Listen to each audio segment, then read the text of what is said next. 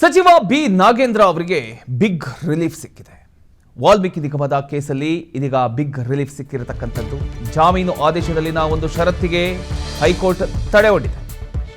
ಅನುಮತಿ ಇಲ್ಲದೆ ರಾಜ್ಯ ಬಿಟ್ಟು ತೆರಳದಂತೆ ವಿಧಿಸಿದ್ದ ಆ ಒಂದು ಷರತ್ತೇನಿತ್ತು, ಆ ಷರತ್ತಿಗೀಗ ತಡೆ ಒಡ್ಡಲಾಗಿದೆ.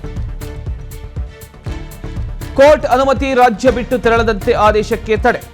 ಆಕ್ಷೇಪಣೆ ಸಲ್ಲಿಸುವುದಕ್ಕೆ ಇಡಿಗೆ ಆಗಸ್ಟ್ 12ರ ತನಕ ಕಾಲಾವಕಾಶ ನೀಡಲಾಗಿದೆ.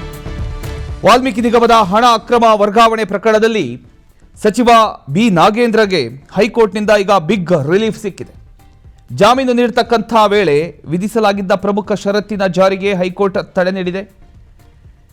ಅನುಮತಿ ಇಲ್ಲದೆ ರಾಜ್ಯ ಬಿಟ್ಟು ಎಲ್ಲಿಗೂ ಕೂಡ ಹೋಗಬಾರ್ದು ಅಂತಕ್ಕಂಥ ಒಂದು ಷರತ್ತೇನಿತ್ತು, ಆ ಷರತ್ತಿಗೆ ಸದ್ಯ ಹೈಕೋರ್ಟ್ ತಡೆ ನೀಡಿದೆ. ಅಂದರೆ ಕೋರ್ಟ್ ಅನುಮತಿ ಇಲ್ಲದೆ ರಾಜ್ಯದಿಂದ ಹೊರಗೆ ಹೋಗಬಾರ್ದು ಅಂತಕ್ಕಂಥ ಒಂದು ಜಾಮೀನು ಷರತ್ತಿನ ಜಾರಿಗೆ ತಡೆ ನೀಡಲಾಗಿದೆ.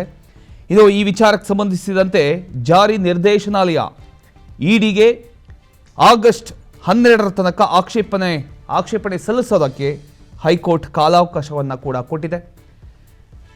ಒಟ್ಟನೀಗ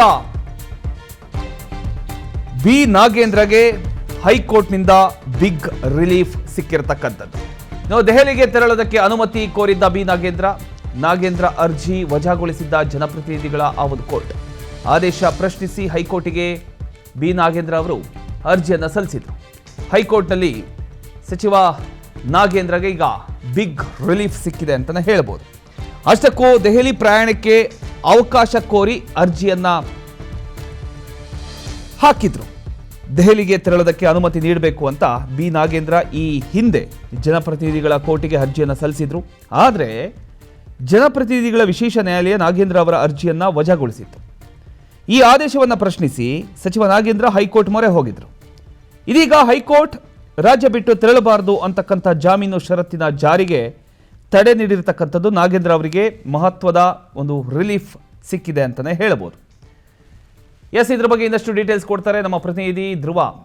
ಧ್ರುವ, ಈಗ ಬಿ ನಾಗೇಂದ್ರ ಅವರ ವಿಚಾರಕ್ಕೆ ಸಂಬಂಧಪಟ್ಟ ಹಾಗೆ ಏನು ಅಪ್ಡೇಟ್ ಸಿಗ್ತಾ ಇದೆ?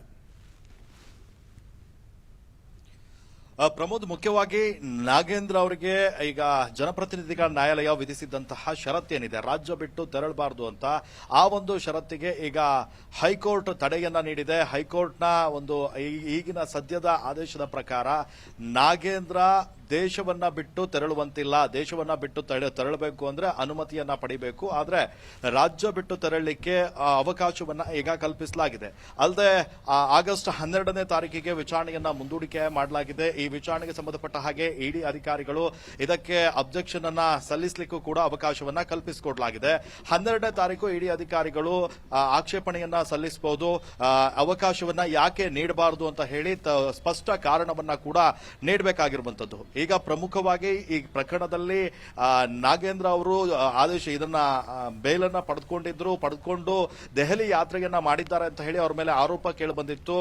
ದೆಹಲಿಗೆ ಹೋದಂತ ಸಂದರ್ಭದಲ್ಲಿ ಕೋರ್ಟ್ನ ಒಪ್ಪಿಗೆಯನ್ನ ಪಡೆದಿರಲಿಲ್ಲ. ಜುಲೈ 16ರಿಂದ ಜುಲೈ 25ರ ತನಕ ಒಪ್ಪಿಗೆ ಇತ್ತು. ಆದ್ರೆ 15ನೇ ತಾರೀಕು ಮತ್ತೆ 26ನೇ ತಾರೀಕು ಹೆಚ್ಚುವರಿಯಾಗಿ 2 ದಿನ ದೆಹಲಿಯಲ್ಲಿ ಇದ್ರು ಅನ್ನುವಂತ ಮಾಹಿತಿ ಗೊತ್ತಾಯ್ತು. ಆನಂತರ ಈ ಆರೋಪಕ್ಕೆ ಸಂಬಂಧಪಟ್ಟ ಹಾಗೆ ಇಡಿ ಅಧಿಕಾರಿಗಳು ದಾಖಲಾತಿಗಳನ್ನ ಪರಿಶೀಲನೆ ನಡೆಸಿದ್ರು.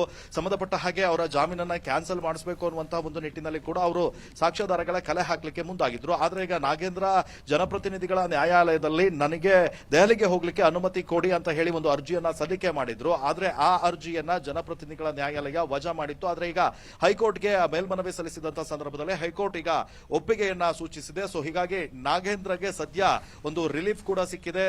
ದೆಹಲಿಗೂ ಕೂಡ ಪ್ರಯಾಣವನ್ನ ಬೆಳೆಸಲಿಕ್ಕೆ ಅವಕಾಶ ಸಿಕ್ಕಂತಾಗಿದೆ ಈ ಮೂಲಕ. ಪ್ರಮೋದ್, ಹಾಗೆ ಸಂಪರ್ಕದಲ್ಲಿ ಧ್ರುವ, ಇದು ಪ್ರಕರಣದಿಂದ ಸಂಪೂರ್ಣ ಮುಕ್ತಿ ನೀಡಿರತಕ್ಕಂಥ ಆದೇಶ ಅಲ್ಲ.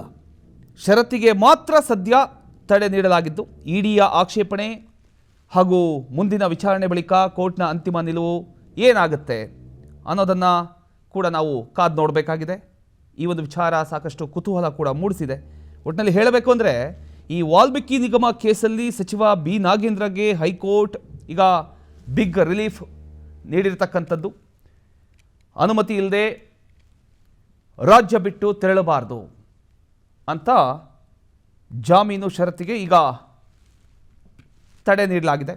ಇಡಿಗೆ ಆಗಸ್ಟ್ 12ರ ತನಕ ಆಕ್ಷೇಪಣೆ ಸಲ್ಲಿಸೋದಕ್ಕೆ ಒಂದು ಅವಕಾಶ ಇರುತ್ತೆ. ಮುಂದಿನ ವಿಚಾರಣೆಯಲ್ಲಿ ಕೋರ್ಟ್ ಯಾವ ರೀತಿಯ ಒಂದು ತೀರ್ಮಾನ ಕೈಗೊಳ್ಳುತ್ತೆ ಅನ್ನೋದೇ ಈಗ ಗಮನ ಸೆಳೆದಿದೆ.